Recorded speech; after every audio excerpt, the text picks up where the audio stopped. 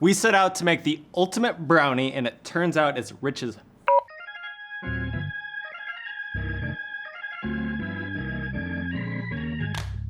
So there's millions of brownie recipes out there. Some are cakey, some are crispy, some are dense and fudgy. So what we decided to do is pick 10 popular recipes and figure out what we liked about each one. We learned so many awesome insights. Ways you can tweak the flavor, the texture, the shininess, the glassiness, the crust, all those things. It was super exciting, and that led to our perfect ultimate brownie. What makes this brownie ultimate? Well, it's dense, it's rich, it's fudgy, glassy, shiny top, crusty edges. Perfect.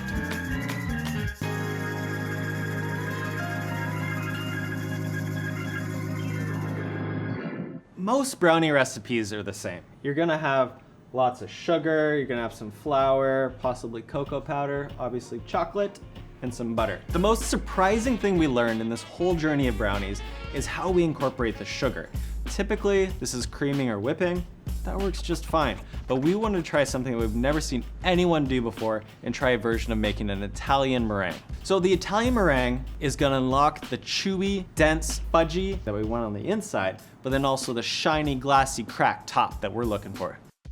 Off the bat, we wanna make it clear. We're adding some things to our brownies that you don't have to do. You can tweak it your own way if you want. Let's talk about our ingredients. We're gonna have our sugar and eggs. That's gonna make our Italian meringue. We also have 4 types of chocolate. This is to maximize the chocolate flavor. Unsweetened chocolate, Valrhona 70% chocolate, Dutch cocoa powder, milk chocolate. This is just to get the chocolate flavor to the max. And then we got butter, because you gotta have butter. Salt, gotta have salt.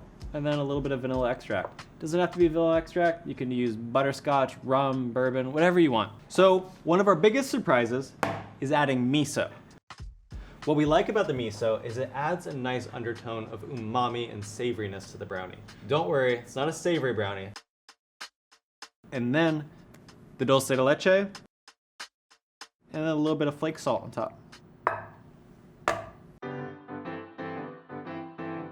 So the first thing you're gonna need to do is get your pan ready. Very simple.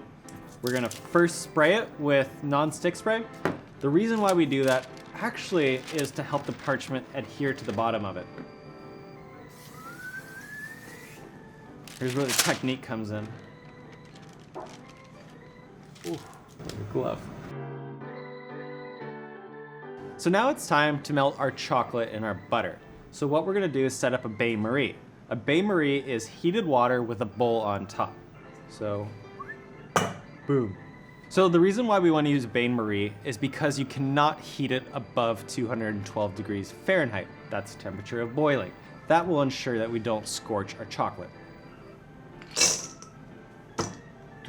So all we're actually doing here is melting and incorporating the chocolate and butter. This is gonna take about 10-15 minutes or so. If you're trying to speed it up, you can cut the butter smaller, shave your chocolate. If you wanna change the flavor, you can even brown your butter ahead of time.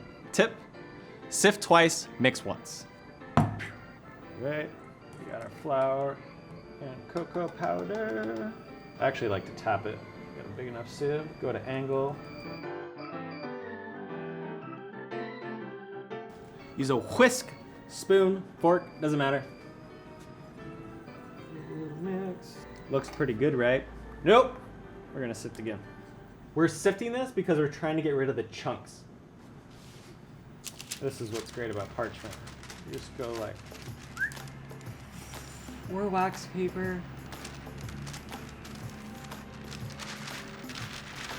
Give it one more little whisk. All right, set that aside. Let's check back in on our chocolate. Give it a little mix. Look at the butter, it's melting. One little tip, don't just crank the heat up to a boil. I know it'll get things going a lot faster, but what will happen is steam will come up, it'll start boiling, and you're gonna have water start spilling over the edges. So we're just about there. It's only gonna take about 4 more minutes to fully melt and incorporate our chocolate and butter together, but let's get set up to make our meringue. Our chocolate and butter just finished melting. So we're gonna set this to the side, keep it over the water. We want the steam in there still to keep it warm. The important part of keeping this warm is it's gonna keep our batter fluid later so we get a nice smooth top. All right, so we have 3 key ingredients for our version of Italian meringue: sugar, water, and eggs. So we're gonna get the sugar and water heated up to a hard ball. We're going to about 248 degrees Fahrenheit. Once we get 10 degrees away from that, we're gonna start whipping our eggs. It's best to use room temperature eggs because, as you probably learned in our awesome egg resource page, room temperature eggs whip a lot faster and easier. So whenever I'm heating sugar up to hard ball, I like to add a little bit of water around the edges. So this is gonna help prevent crystallization of the sugar. One key thing, don't start mixing it, leave it alone. Because we're working with sugar above temperatures of 212 degrees Fahrenheit, it's really important to be exact. So we're gonna use a probe. Make sure it's mounted to the side and it's not touching the bottom so you get an accurate read. So there's 3 types. You're gonna have French, most basic, Swiss, and Italian. We're making the Italian style. You'll find different versions of these meringues in desserts such as like a souffle, a macaroon, even peeps or marshmallows. So the basic version of a meringue is whipped egg whites with sugar incorporated. So we're gonna leave the egg yolk in the meringue so it adds structure to our brownies. All right, so this part's a bit of a dance. So keep an eye on your temperature here. Looks like we're about 16 degrees away. Ready your mixer. Hold. Hold a little bit longer. We're 14 degrees away.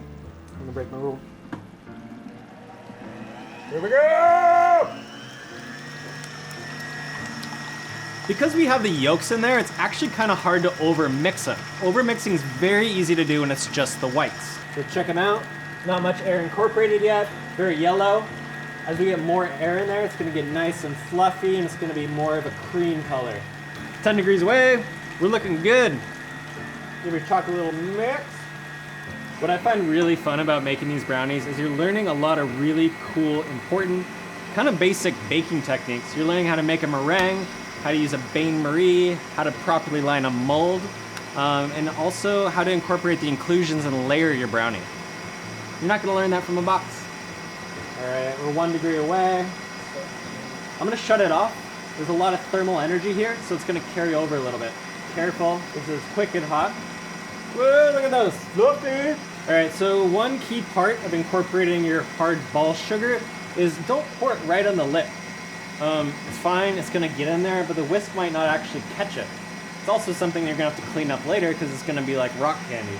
So I like to pour it maybe just a centimeter or 2 away from the side. So like making a hollandaise or mayonnaise, start slow at the beginning and you can kind of pick up the pace. An Italian meringue where it's just egg whites and the sugar, it will stay really fluffy. Because of the yolks, it's thinned out a little bit. It's also wicked hot. So what we're gonna do is we're gonna mix it for about 10-15 minutes. That's gonna kind of cook the eggs and it's gonna cool down a little bit, giving it structure. After those 10-15 minutes, we're gonna add in our chocolate and our flour and then all the other goodies. To clean your pot while you're here, splash a little water in it, throw it back on the burner for a couple minutes, swirl it around before it sets up.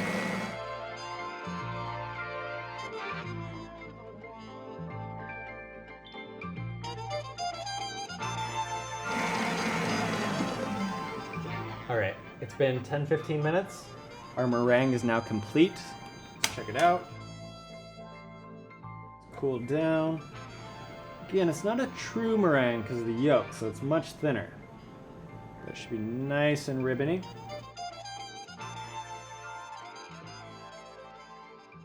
Now let's get our chocolate and butter in there. So now we can slow it down a little bit. Go on low speed here. It's gonna be condensation on the bottom of your bowl. We don't need to add any water to this, so let's wipe that away. All done with this pot. All right, chocolate's still warm, so nice and fluid. All right, so let's get that in there. You don't need to go fast, but let's work clean. The goal is someone should smell your brownies. They shouldn't be seeing that you made brownies for a week later. So the time-sensitive parts are done. That was the meringue. So now just hang tight, mix this in. You're gonna have brownies soon. So you'll notice, like maybe from the top, it looks like it's incorporated, except for the part in the very middle. But check out the sides. Still got a lot of meringue there. Chocolate hasn't gotten incorporated yet. Don't do this, but just kind of. This is what you should do. Okay, let's take that. Unctuous. Okay, so we scraped the sides down a little bit. Now this is when we can add some of our inclusions. The salt, the vanilla extract, and the miso. Whoop. Salt. Vanilla. So just mix it for about a minute, just to make sure that the miso is evenly distributed. Almost there. All we need to do is add the cocoa powder and flour. So let's stop it. One more time. Good. A lot of people would probably just slowly add the flour in, but at this point, because we sifted it twice, it's gonna distribute very easily. So let's just dump it all in. Okay, start low. We're almost to the fun part. It's thickening. You get the cocoa powder smell. We should call this the miso quad chalk. Miso quad chalk brownie.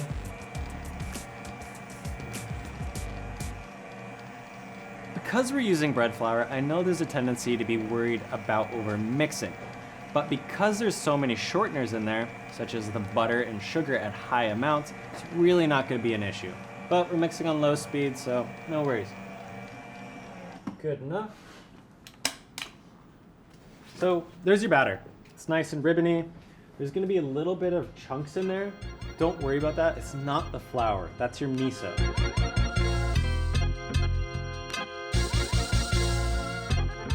This was always my favorite part as a kid. My mom used to always give these to me.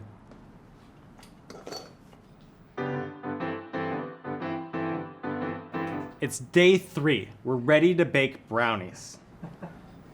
Okay, so our batter's made.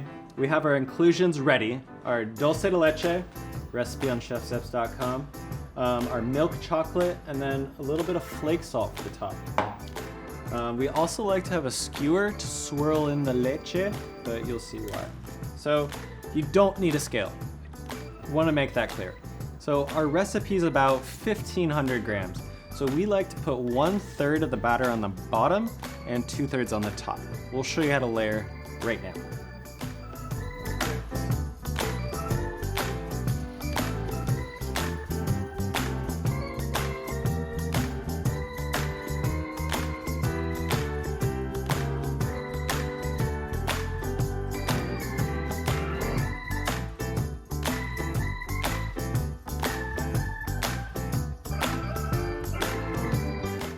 I still want to do a brownie video where I just whisper the whole time. Now we have the chocolate in. All right.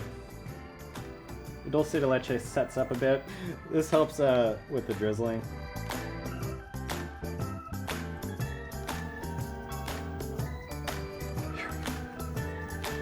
Okay, so we're going to use about 1/3 of the dulce de leche because we want more on top.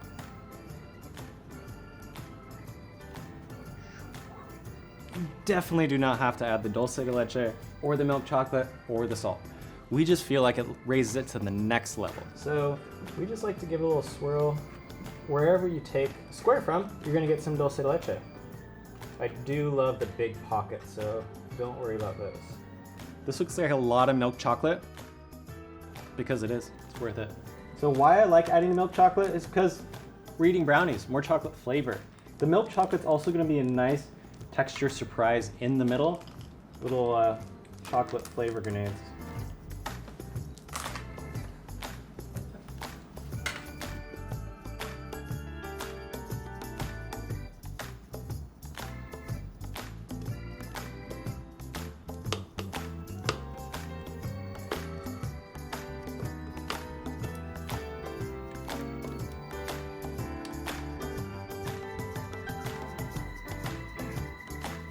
All right, so now we put the last 2/3 of the brownie batter on top and fully covered the milk chocolate. To back up a second, we chose to use a 9 by 13 inch pan, and that's optimal for this recipe. All right, just like before. Last but not least, we're gonna add some Maldon salt to it. So we already have salt in the recipe. We also have the miso, so don't go crazy with it. So we're gonna bake this for about 50 minutes or so, but we're gonna make sure to temp it and pull it when it's ready.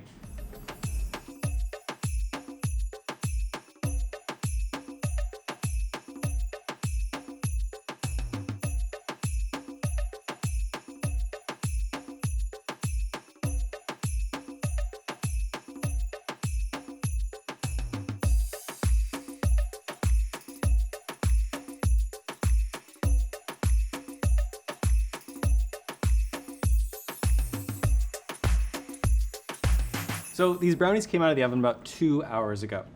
We like to let them rest 2 hours because it's gonna let them set up a little bit, get nice and chewy and fudgy. Even though we have the parchment, it's nice to run a knife or palette knife on the edges where the parchment isn't in contact. Give it a little scrape.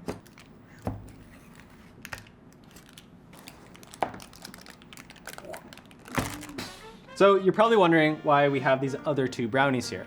We wanted to show you what it looks like without any inclusions. No extra salt, no extra milk chocolate or miso. This is a beautiful, shiny, cracked top brownie, super solid. Over here, you'll notice that the dulce de leche is a little bit more apparent. So what we did is we removed the miso and the milk chocolate from the recipe to let the dulce de leche really shine through. All three of these are amazing. This is the richest one. This is our favorite. Might not be the prettiest of the three, but it's the best tasting, I promise. So let's check out how we did here. So the first thing that's really important is we need it to be shiny on the top, a little bit glassy, nice cracks, still have the dulce de leche. Let's cut into it and see how moist and dense and fudgy it is.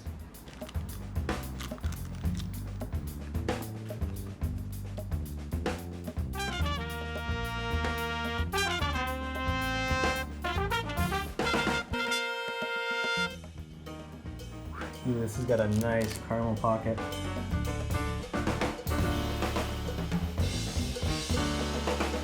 Oh, dude, that's a good one. Maximum caramel. Gotta give it a try.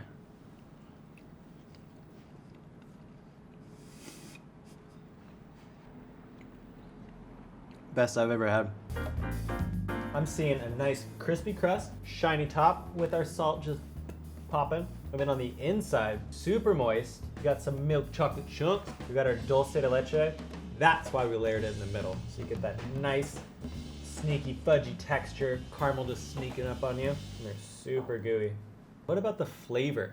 It's packed full of chocolate from the 4 types that we added to it. We have the salt, making it a little bit savory, but where the savory notes are really coming from is the umami from the miso. I definitely recommend it. Give it a try. You won't be disappointed.